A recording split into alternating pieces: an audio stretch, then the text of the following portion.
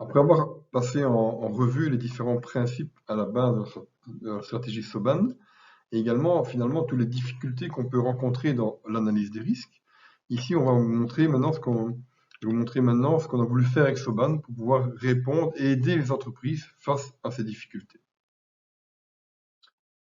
Si je repars de cette dia avec les différents acteurs de la prévention en santé et sécurité et leurs connaissances qui sont complémentaires, ce que nous avons voulu faire avec SOBAN, c'est faire intervenir ces différents acteurs en 4 niveaux d'intervention. Le premier niveau d'intervention sera le niveau qui va faire intervenir les travailleurs eux-mêmes et éventuellement le N+1, qui connaissent très bien leur activité de travail, la situation de travail, pour réfléchir de manière globale à l'ensemble de leurs problèmes et trouver les premières solutions.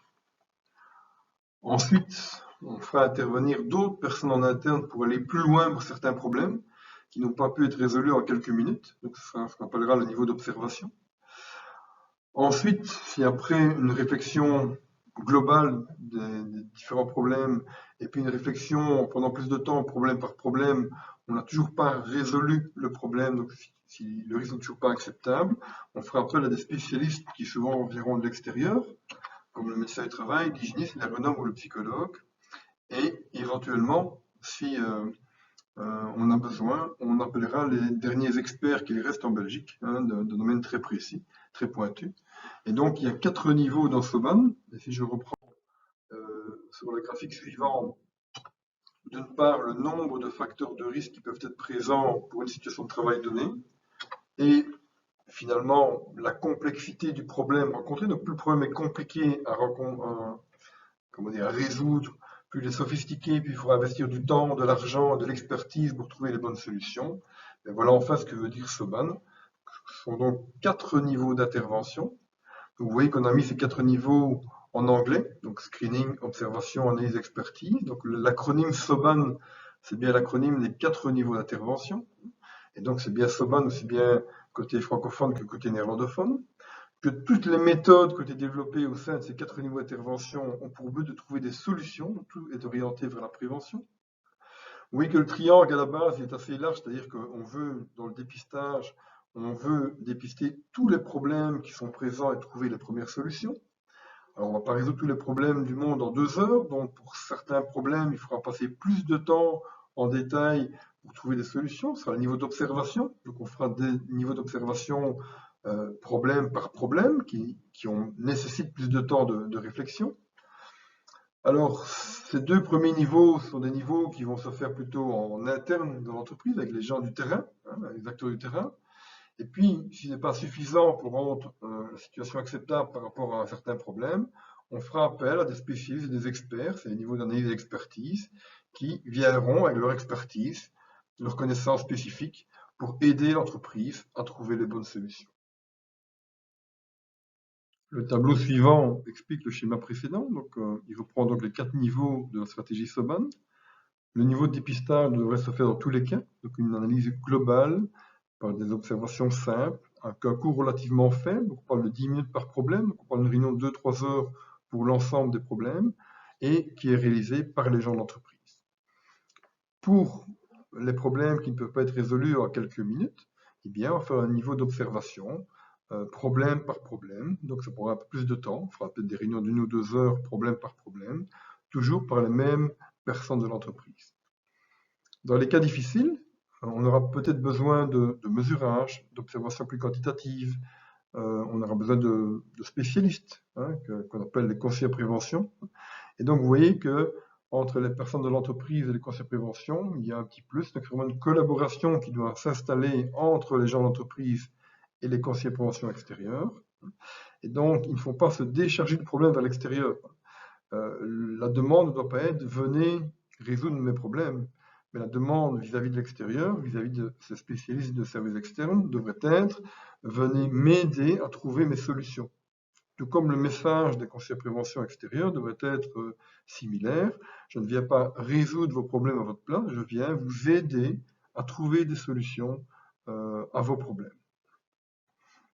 Et enfin, dans les cas très complexes, on est au niveau de l'expertise, il reste quelques experts en Belgique dans certains domaines, et donc ces experts viendront collaborer avec les conseils de prévention et les gens d'entreprise pour trouver des solutions aux problèmes très compliqués qui est rencontré par l'entreprise. Pour bien me faire comprendre, voici un autre schéma pour encore expliquer les 4 niveaux de SOBAN. On voit qu'au niveau du dépistage, on va s'intéresser un peu à tous les problèmes possibles, soit les heures de travail, les machines, la sécurité, les problèmes de bruit, de pollution, mais aussi les facteurs psychosociaux comme la charge mentale, les relations de travail ou les responsabilités. On voit pour certains problèmes, on a pu les résoudre dès le niveau de dépistage, ou bien il n'y avait pas de problème de bruit ou avec les aires de locaux, les aires de travail, pardon.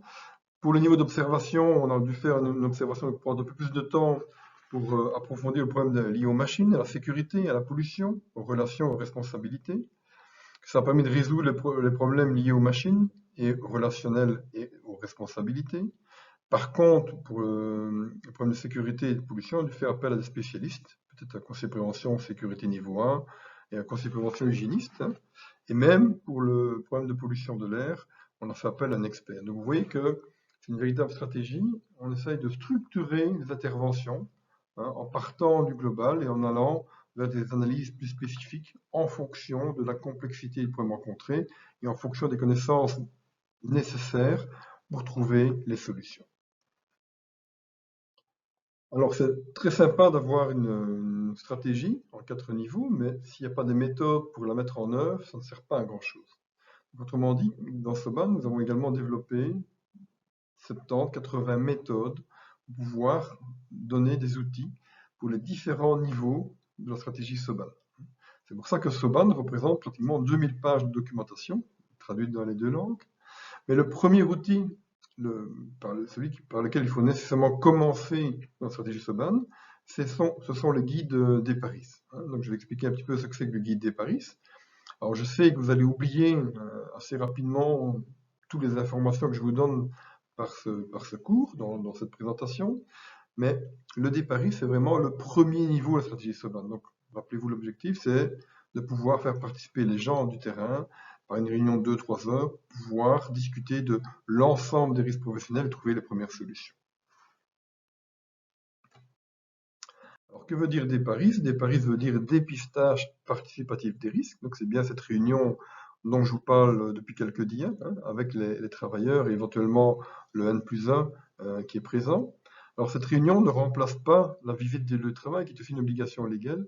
Donc, la visite des lieux de travail, c'est vraiment le passage par un conseiller de prévention spécialisé qui va, au moyen d'une checklist, va venir vérifier qu'il n'y a pas des risques importants qui auraient été comment dire, ignorés ou méconnus de l'entreprise. Donc, comme je l'ai déjà dit auparavant, les travailleurs vont surtout parler des risques auxquels ils sont exposés, mais des risques comme le bruit qu'ils entendent ou comme des produits chimiques qui sentent mauvais, s'il fait trop chaud, s'il fait trop froid, s'il y a de la poussière. Il y a des risques si on n'est pas un petit peu sensibilisé ou informé pour lesquels on risque de ne pas se rendre compte qu'on est exposé à ce genre de risques. Je parle par exemple des risques incendie. Tant qu'il n'y a pas d'incendie, on peut fonctionner correctement. C'est le jour où il y aura un incendie, et donc là, il faut vraiment avoir pris les mesures de prévention.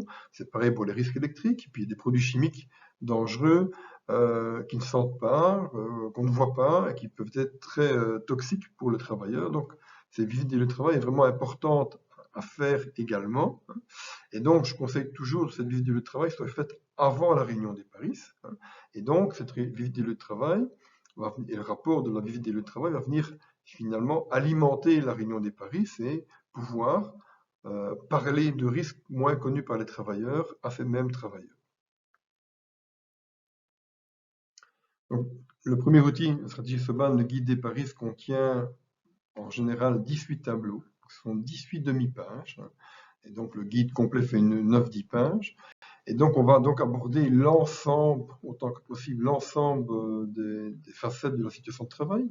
Vous voyez que dans l'exemple ici, on a les locaux, on parle de l'enjeu du travail, les accidents de travail, des risques électriques, d'incendie, des commandes, des signaux, également tout ce qui pourrait engendrer des troubles musculo-squelettiques comme les positions de travail, les efforts, les manutentions, les agents physiques comme l'éclairage, le bruit, les ambiances thermiques, les vibrations, tout ce qui est hygiène atmosphérique et les risques chimiques, et également donc ça inclut depuis déjà le début des guides des Paris depuis les années 2000, également des facteurs psychosociaux comme l'autonomie, les responsabilités, le contenu de travail, les contraintes de temps, les relations de travail ou encore l'environnement psychosocial. Donc vous voyez qu'on essaye d'être aussi global que possible. Alors, pour chacune des 18 rubriques, on a une demi-page, un tableau, on reprend des points d'attention. Comme vous voyez, quand vous lisez ces points, vous voyez que ce ne sont pas des questions, d'accord? Et ce ne sont pas une checklist. Le but n'est pas de mettre des OK ou des pas OK, puisque 3 OK et 4 pas OK, ça ne me dit pas ce que je dois faire concrètement en matière de prévention. Donc, on a vraiment des points d'attention qui sont discutés avec les travailleurs, donc qui sont en concertation avec les travailleurs, donc c'est un guide de concertation. Et donc, vous voyez qu'à droite, tous ces éléments, tous ces points d'attention ont pour but de déterminer quels sont les problèmes que vivent concrètement les travailleurs par rapport à ces différents points, et actuellement, qui pourrait faire quoi et quand pour résoudre ce problème. Vous voyez que on parlait des zones de travail, des voies de circulation, de l'accès aux zones de travail, des espaces de rangement, de l'entretien, des déchets, de l'état des sols, des locaux sociaux ou des issues de secours.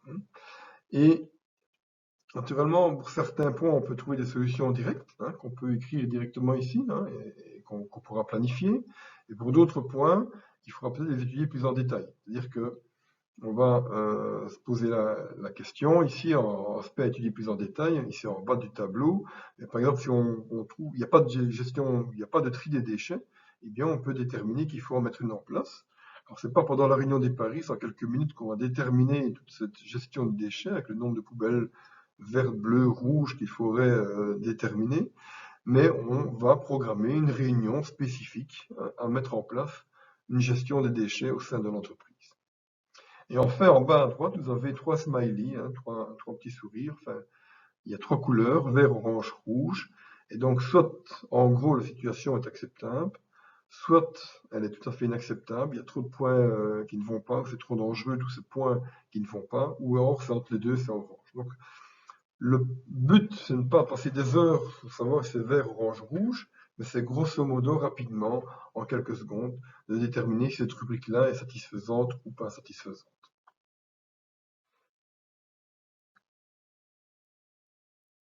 Alors vous voyez qu'on a exactement le même genre de rubrique pour les accidents de travail. Donc je vous laisserai lire à votre aise les différents points qui sont repris. Donc la structure est la même pour toutes les rubriques.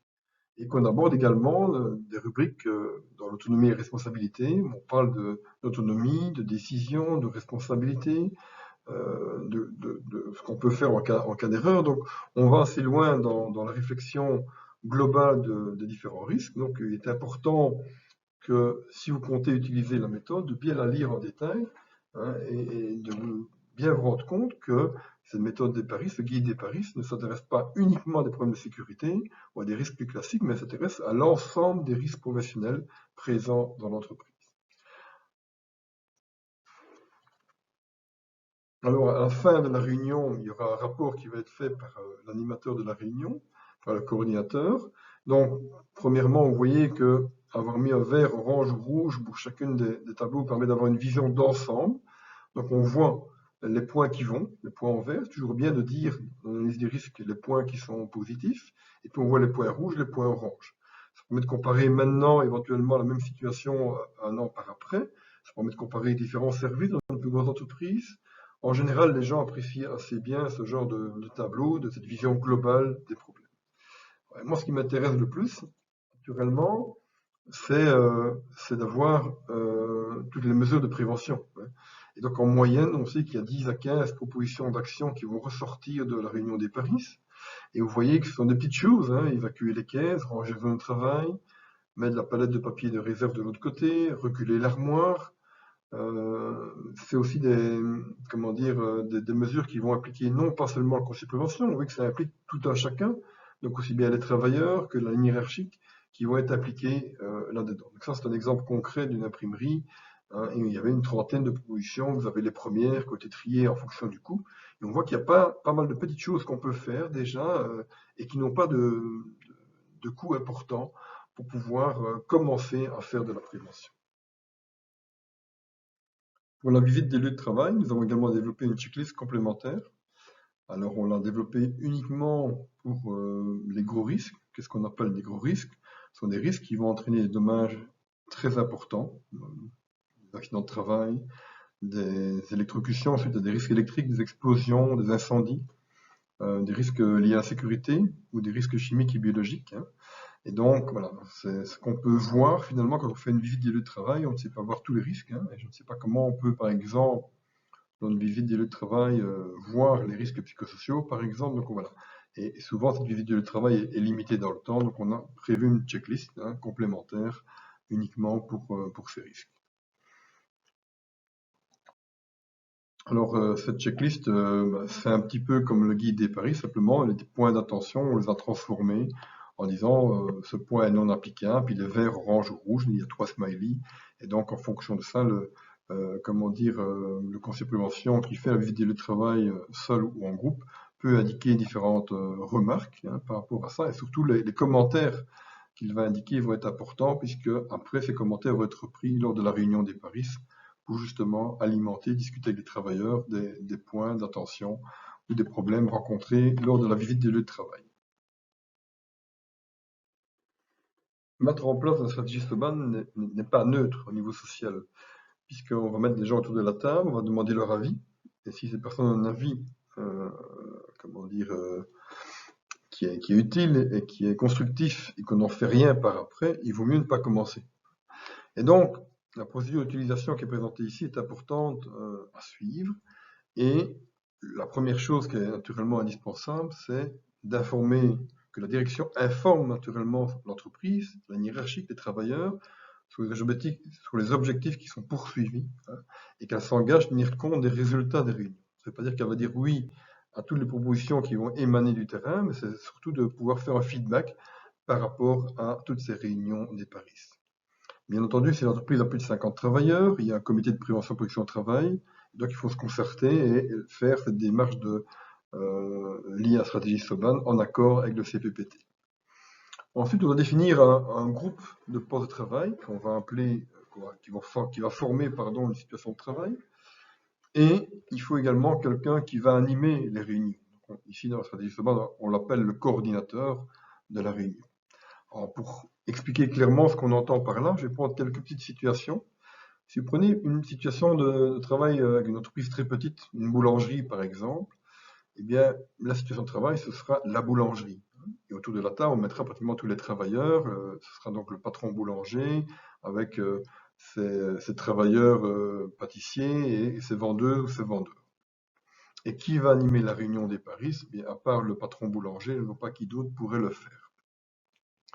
Si je prends une entreprise de plus grande taille maintenant, une entreprise de 30-40 personnes, 30-40 travailleurs, comme un garage automobile, eh bien là, la situation de travail, on peut assez facilement définir qu'on aura atelier carrosserie, atelier mécanique, atelier peinture et un service administratif vente, donc il y aurait 4-5 situations de travail assez faciles à déterminer. Et qui va animer les réunions? Peut-être pas le patron responsable, mais très souvent, il y a quelqu'un qui était formé en santé et sécurité au travail, en connaissance de base par exemple, qui pourrait animer les quelques réunions des paris. Si maintenant je prends une plus grosse entreprise de 1000 travailleurs par exemple, eh bien on prend un hôpital. Dans un hôpital, on pourrait dire on va faire une analyse des paris pour différents types de métiers. Pour les infirmières, pour les aides-soignantes, pour les brancardiers, pour le personnel technique, pour le personnel de nettoyage, hein. Mais en pratique, c'est pas comme ça que font les grosses entreprises, c'est pas comme ça que font les hôpitaux en tout cas. Ils vont plutôt faire des paris en fonction de différents services de soins. Ils vont faire un déparis pour la maternité, pour la pédiatrie, pour la chirurgie, pour les soins intensifs par exemple, ou pour les urgences. Et donc ils vont travailler comme ça par unité de soins parce que les différents métiers qui interagissent vont aussi créer des risques entre eux. Et donc il est important qu'autour de la table, on ait des infirmières, des aides-soignantes, des brancardiers, des personnels du service technique ou du nettoyage.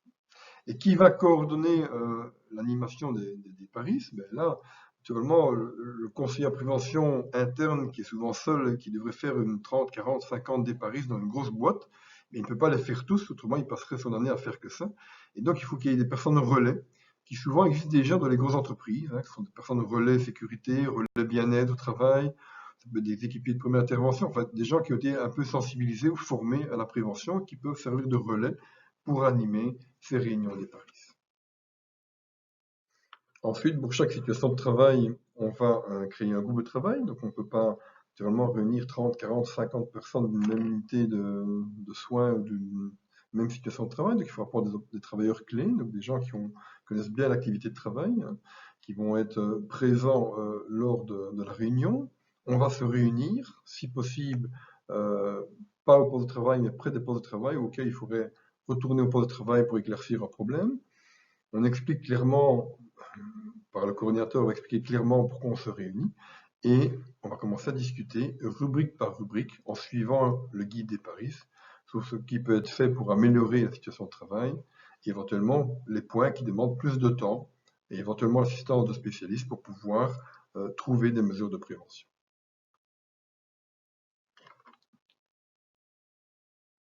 Après la réunion, il y a une synthèse qui va être faite, il y a un rapport qui va être fait, donc il y aura la liste des solutions qui sont envisagées, les points étudiés plus en détail, qui fait quoi et quand. Alors ce rapport, tout le monde sera présenté à la direction, puisque c'est quand même lui qui est la direction qui est responsable, le rapport qui est responsable de la mise en place de ces mesures de prévention, hein, de cette analyse de risque. Aussi aux organes de concertation et au CPPT s'il y a plus de 50 travailleurs. Naturellement, pour les problèmes qui ont été identifiés lors du dépistage mais qui n'ont pas été résolus, il faut assez rapidement, problème par problème, faire des réunions, hein, qu'on appellera donc des méthodes, des réunions au niveau de Soban, au niveau des réunions d'observation, avec des méthodes d'observation qui ont été développées par Soban ou d'autres méthodes, mais qui prennent plus de temps pour approfondir certains problèmes qu'on n'a pas pu résoudre en quelques minutes. Alors, la direction, on va définir des plans d'action à court, moyen, long terme. Vous savez que la réglementation demande de faire des plans d'action à 5 ans et des plans d'action annuels, hein, plan global de prévention et plan annuel de prévention. Et alors, il faut répéter l'opération, naturellement. Ce n'est pas en une réunion de 2 heures qu'on va résoudre tous les problèmes du monde, tous les problèmes de l'entreprise en matière de prévention. Et donc, il faut vraiment répéter l'opération, réévaluer la situation, voir si les mesures de prévention mises en place sont efficaces. Et donc, on est véritablement dans un système dynamique de gestion des risques. Et la stratégie Soban s'inscrit très bien comme outil pour aider justement à créer cette dynamique de gestion des risques au sein de l'entreprise. Alors, une des premières brochures de la stratégie Soban, c'est celle qui reprend un peu tous les principes généraux, les définitions, les conditions de mise en œuvre. Et donc, c'est vraiment le guide théorique finalement de la stratégie Soban, ce que j'ai essayé de vous résumer pendant ce cours. Et alors, en annexe, il reprend également les premiers outils, donc le premier guide des paris qu'on avait développé et la checklist pour, la visite des lieux de travail. Alors, depuis, naturellement, on a adapté le guide des paris.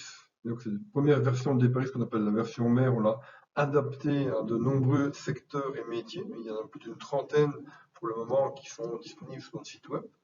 Donc, c'est version sectorielle qu'on appelle entre nous des versions filles, c'est des versions adaptées de la version mère. Donc, qu'est-ce qu'on a adapté?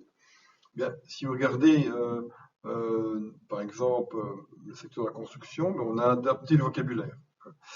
Si on parle d'un bureau à un maçon, ça va peut-être pas lui parler. Si on parle d'un chantier de construction à une secrétaire, ça va pas lui parler non plus. Donc, on a voulu adapter le vocabulaire pour que ça parle le mieux possible aux travailleurs du secteur ou du métier concerné. Et puis deuxièmement, on a adapté également le contenu des risques possibles en fonction du secteur d'activité. Dans la construction, par exemple, on parlera très peu du travail avec écran, on parlera des machines vibrantes, on parlera de bruit, de vibrations, et ainsi de suite. Dans le secteur tertiaire, au contraire, on parlera très peu, on ne parlera pas des vibrations et on ne parlera pas de problèmes peut-être liés à des sécurités de machines, mais on parlera plus de travail avec écran, des logiciels, des helpdesk au niveau de ICT, et ainsi de suite. Et pour les secteurs de soins de santé, on parlera pas des vibrations, on parlera peut-être des radiations, des agents biologiques, un petit peu du tertiaire. Donc, autrement dit, on a vraiment voulu aider les gens du secteur ou du métier, hein, en adaptant au mieux que possible ces guides des paris. Alors, naturellement, vous ne devez pas utiliser tous ces guides des paris, ça fait quand même pas mal de documentation, pas mal de méthodes. Vous prenez des paris qui vont concerner le plus. Mais si vous êtes dans une grosse entreprise, prenons l'exemple d'un hôpital. Dans un hôpital, on va prendre notamment le DPARIS secteur des soins de santé. Dans une grosse entreprise, il y a toujours du travail administratif. Donc, pour certains travailleurs, vous aurez besoin du DPARIS secteur tertiaire. Si vous avez une cafétéria dans votre hôpital ou dans votre grosse entreprise, vous pourrez également le DPARIS cafétéria. Donc, dans une grosse entreprise, il y a peut-être besoin de reprendre 3, 4, 5 guides DPARIS pour couvrir l'ensemble des situations de travail qui sont présentes au sein de votre entreprise. Ensuite, pour mettre en application les autres niveaux de stratégie SWOT, donc pour aller après l'utilisation des guides DPARIS et du niveau de dépistage, nous avons développé une quinzaine de brochures, de méthodes pour les niveaux d'observation et d'analyse. Et ces 15 domaines de risque que vous allez retrouver ici sur le tableau. On parle des vibrations, du bruit, des ambiances thermiques, on parle des aspects psychosociaux, des TMS ou du travail avec écran. Donc vous voyez sur le tableau tout ce qui a été développé. Donc ça correspond à plus de 1500 pages de documentation de méthode. Alors n'ayez pas peur, ce n'est pas un beau roman qu'on lit de la première à la 1500e page. Vous aurez compris que le dépistage sert à dépister et aussi à filtrer quelque part. Et donc, vous n'avez pas besoin de toutes ces méthodes, tous ces documents. C'est après le DPARIS, vous allez devoir approfondir certains points qui posent problème et vous irez chercher les méthodes dont vous avez besoin en fonction des problèmes dépistés lors du DPARIS. Alors, pour chacune de ces brochures, chacune de ces brochure par domaine de risque, pardon, il y a un premier chapitre qui n'est pas repris sur ma dia, mais le premier chapitre vous dit quoi en gros? Faites d'abord le dépistage, utilisez d'abord le guide DPARIS avant de foncer dans un domaine de risque particulier, avant de vous occuper d'un risque particulier, pour éviter tout ce que j'ai expliqué auparavant, de se tromper ou de faire des erreurs, ou de créer d'autres risques en voulant solutionner un risque sans regarder l'impact que ça peut avoir sur les autres risques professionnels. Ensuite, vous avez un chapitre qui s'appelle Observation, et vous allez voir que la méthode d'observation ne refait pas 100 ou 150 pages. C'est vrai que la procédure fait quelques pages de méthode, et le contenu de la méthode d'observation SOBAN n'est pas plus compliqué que le contenu du guide DPARIS. Donc, tout un chacun qui n'est pas conseiller prévention est capable de lire, de comprendre et d'utiliser la procédure d'observation SOBAN. Alors si par exemple, je prends l'exemple du bruit, bien, si dans le DPARIS on a 5-6 lignes sur le bruit, ici vous aurez 5-6 pages d'informations ou de points qui vous aident justement à mieux cerner le problème de bruit que vous rencontrez et qui vous aident à trouver les bonnes solutions par rapport à ça. Alors s'il y a autant de pages dans chacun des documents, c'est parce que vous avez des fiches d'aide, et ces fiches d'aide vont donner beaucoup d'informations pour des non-spécialistes, et vous avez une mine d'informations connues dans ces fiches d'aide. Pour le niveau 3 analyse, là on s'adresse plutôt à un autre lecteur, c'est-à-dire des gens qui sont spécialisés, qui ont une formation comme conseiller prévention. Et donc la méthode d'analyse prend quelques pages, mais va plus loin dans le détail et dans le recours à l'expertise de ces spécialistes. Et également, il y a beaucoup de fiches d'aide qui expliquent à ces spécialistes, qui aident les spécialistes naturellement à faire leur travail de conseil prévention. Si je prends l'exemple des risques chimiques, par exemple, dans les fiches d'aide d'observation pour les travailleurs, on expliquera comment lire une étiquette correctement, tandis que dans le niveau d'analyse, on expliquera au conseil prévention où trouver les informations utiles pour rédiger une étiquette correcte en fonction du produit que les travailleurs manipulent. Et enfin, au niveau de l'expertise, il n'y a pas de méthode là, parce qu'à tout moment, il reste très peu d'experts. Et puis, si le problème est si compliqué qu'on a besoin d'un expert, c'est son expérience, ses connaissances, ses méthodes propres qui vont aider naturellement les conseils prévention et les gens de l'entreprise à trouver des solutions aux problèmes. Alors, tous ces outils de la stratégie SOBAN, tous ces documents se retrouvent sur le site soban.be. Ici, vous avez une dia avec l'aspect du site soban.be, mais normalement en 2020, il va migrer, donc il va être intégré au site de connaissance du SPF Emploi, que le site beswic.be, donc beswic.be. Alors, pour le moment, il est encore celui-là à ce jour, Donc vous voyez que vous avez d'abord une présentation, comment dire, de la stratégie SOBAN, les principes de base, mais également la copie des DIA que vous venez de suivre se trouve également dans la présentation PowerPoint. Ensuite, vous avez les différents outils. Donc vous avez dépistage par secteur, vous allez trouver tous les guides des paris en version doc et en version PDF. Pour la version doc, vous êtes éventuellement à adapter encore un peu plus en détail le guide des paris. Si vous ne trouvez pas votre bonheur dans les 30 qui existent, vous pouvez adapter à votre propre secteur ou bien adapter à des risques particuliers qui seraient présents dans votre entreprise. Et alors la version doc vous aide également à faire le rapport, simplement les tableaux avec les couleurs et les solutions qui sont à la fin du guide des paris, vous les mettez au début, avec une page de Gert, et en même temps, vous avez comme ça la lecture directement des propositions et le bilan global de la réunion, et dans les rubriques des paris, on écrit naturellement le détail de ce qui a été discuté pour bien comprendre pourquoi on est arrivé ou comment on est arrivé à ces propositions de solutions. Ensuite, dans les outils, vous avez naturellement observation, analyse, expertise. Donc, vous avez le lien vers les 15 brochures donc, par domaine de risque, avec à la fois les méthodes d'observation et les méthodes d'analyse, et toutes les fiches d'aide qui expliquent, qui vous aident à sensibiliser, à mieux comprendre certains problèmes au niveau des risques professionnels. Et enfin, il vous restera sûrement des questions après ce cours, après cette présentation de ma part. Et donc, on a déjà eu beaucoup de questions sur ces dernières années, et donc sur ces 15 dernières années, si pas 20 dernières années. Et donc, toutes ces questions, on y a pré-répondu. Donc, vous allez trouver à peu près 140 questions pratiques. Et donc, c'est une autre manière de découvrir SOBAN. Lorsque vous allez introduire SOBAN, lorsque vous voulez organiser des réunions, lorsque vous allez conduire des réunions, lorsque vous voulez faire le suivi après chaque réunion, comment vous allez gérer SOBAN dans l'entreprise. Donc, toutes ces questions, on y a pré-répondu. Et ça peut également vous aider à différents moments de l'introduction ou de l'utilisation de SOBAN dans votre entreprise. Ça peut vous aider naturellement dans votre travail de conseil prévention. Alors, tous ces guides des paris ont été édités et publiés en forme de FARD, qui contiennent toutes les informations utiles pour pouvoir mettre en œuvre le guide des paris et ce premier niveau de la stratégie SOBAN. Alors, pourquoi on a fait ces dossiers éditables, ces dossiers publications, ces dossiers sectoriels, pardon? C'est parce qu'on a voulu, naturellement, rappelez-vous à des principes de SOBAN, s'adresser à des petites PME, donc des petites structures comme des boulangeries ou des salons de coiffure ou des garages. Et donc, même si vous leur dites sur un dépliant qu'on peut télécharger un document sur un site web pour faire l'analyse des risques, ils ne le feront pas. Par contre, si on vient que le dossier est prêt à l'emploi, il y a plus de chances que la méthode, que l'outil sera utilisé par ces petites structures pour faire leur propre, pour commencer à faire leur analyse des risques. On s'est également rendu compte, par l'expérience, que le fait de présenter à son employeur, sa hiérarchique au comité de prévention, un document en couleur avec le logo du SPF Emploi donne un peu plus d'impact à la méthode.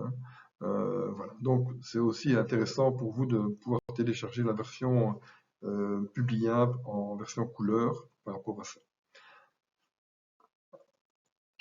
Alors, dans chaque dossier sectoriel SOBAN, vous allez retrouver les mêmes éléments. D'abord, vous retrouvez un petit dépliant, un petit document de 4-5 pages qui explique de manière sommaire les principes de base de SOBAN. C'est ce qu'on a vu lors de cette présentation.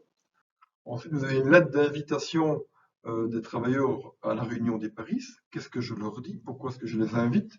Comment se préparer? Tout ça a été écrit. Alors naturellement, vous avez la version doc, donc si vous préférez modifier, adapter un tout petit peu le texte, libre à vous de le faire. Et dans l'invitation qui est envoyée aux travailleurs, on a également une sorte de table des matières du guide des paris. Donc le travailleur sait à l'avance quels points vont être abordés pendant la réunion, ce qui veut dire qu'il peut déjà en parler avec ses collègues, il peut déjà y réfléchir. Et souvent, on va voir que des travailleurs vont venir avec des commentaires de leurs collègues en disant n'oublie pas de parler de tel point ou de tel point par rapport à ça. Et ce document est largement suffisant pour les travailleurs pour suivre la réunion, tandis que pour l'animateur, le coordinateur de la réunion, bien entendu, il y a le guide des paris complet, avec les points et les sous-points qui permettent d'animer la réunion, de relancer la discussion, de guider un tout petit peu les gens autour de la table vers des solutions pratiques face aux problèmes qu'ils rencontrent. Alors, petite remarque, vous voyez, la deuxième partie du tableau qui est un grand tableau blanc, mais en fait, c'est le travail qui reste à faire. Très souvent, on me dit, le problème va être résolu, je fais un débrief dans 15 jours. Et je trouve que c'est faux. Le débrief est un outil qui vous aide à faire un certain travail. Alors, si l'outil est mieux structuré, mieux construit, vous aurez plus facile à faire le travail, mais il faut encore faire le travail. Il faut réunir les gens, il faut animer la réunion, il faut déterminer, faire le rapport, il faut naturellement mettre en place les mesures de prévention et voir qu'elles ont un effet positif. Donc, je vois Déparis comme un premier outil qui vous aide à faire un certain travail, mais ce travail de concertation, il faut le réaliser et le faire. Et alors ensuite, vous avez donc toutes les brochures, donc les 15 brochures développées par domaine de risque. Donc, vous voyez toutes ces brochures qui ont été éditées. Maintenant, on ne peut plus les commander, on ne les imprime plus, mais vous pouvez les télécharger. Alors, je conseille toujours au conseil de prévention de télécharger toutes ces brochures-là sur un disque dur ou d'aller les chercher sur le site web soban.be parce qu'il y a une mine d'informations qui ont été réunies, collectées, vulgarisées dans les fiches d'observation et qui permet naturellement de pouvoir mieux aborder certains problèmes dedans. Alors, ces brochures ont été écrites en 2004-2005, elles sont revues régulièrement, mais on ne sait pas tout revoir en un temps, bien entendu. Donc, les méthodes se basent sur une vision préventive, donc elles dépendent peu de l'évolution de la réglementation. Par contre, les fiches qui expliquent la réglementation en annexe de ces brochures, là, si vous avez un doute, allez voir sur le site du SPF Emploi la réglementation. J'essaie de les mettre à jour régulièrement, ces brochures. Je peux vous assurer que pour les agents physiques, comme les ambiances thermiques, l'éclairage, le travail avec écran, les vibrations ou encore le bruit, elles sont à jour. Ou les troubles musculo-squelettiques, elle est à jour, la brochure. Pour tout ce qui est troubles musculo-squelettiques, elle est à jour aussi. Pour les produits chimiques dangereux, elle a été mise à jour en fin 2019, début 2020. Et pour les autres, voilà, il y a encore du travail à faire pour les mettre à jour. Mais voilà, tout ce qui concerne méthodologie et fiches d'information, je ne vais pas dire qu'elles sont vraiment, comment dire, indépendantes de la réglementation, donc vous pouvez aller les voir et en prendre note. Et alors, pour terminer, je parle très souvent de Solman chaque année. J'en parle depuis déjà presque plus de 15 ans. On a des réunions régulières et je pense que si j'en parle si souvent, si je suis motivé à diffuser Solman, je pense que c'est un outil qui fait du bien dans les entreprises, qui peut aider à faire un travail concret, participatif, en partant d'une approche globale et qui favorise la collaboration entre les différents acteurs du terrain. C'est pour ça que j'en parle très souvent par rapport à ça. Alors, au niveau national, donc il y a des congrès, il y a des semaines européennes, bref, ça intervient dans beaucoup de choses, ça intervient dans beaucoup de cours également. Il faut savoir qu'au niveau international, le Déparis est traduit dans différentes langues. Donc non seulement il existe en français et en néerlandais, il existe également en anglais, en allemand, en italien, en espagnol, en portugais, en chinois, mandarin et en arabe. Donc naturellement, si on dit qu'en Belgique on a peu de moyens au niveau nombre de conseillers de prévention ou au niveau du matériel à disposition pour faire de la prévention, dans d'autres pays, ils ont encore moins de moyens. Et donc une méthode qui est gratuite, qui permet aux gens qui ne sont pas formés de se prendre en charge et qui permet de faire de la prévention, ils sont encore plus preneurs que nous, j'ai envie de dire. Et le succès de Soban, finalement, c'est que 20 ans après, on en parle encore, malgré toutes les difficultés qu'on citait au départ. Ça veut donc dire que ça apporte un plus dans les méthodes. C'est devenu une méthode de référence en matière d'analyse des risques en Belgique et même sur le plan européen. Et donc, voilà, je pense que vous avez pu apprécier cette présentation qui se fait à distance et je vous souhaite une bonne fin de journée.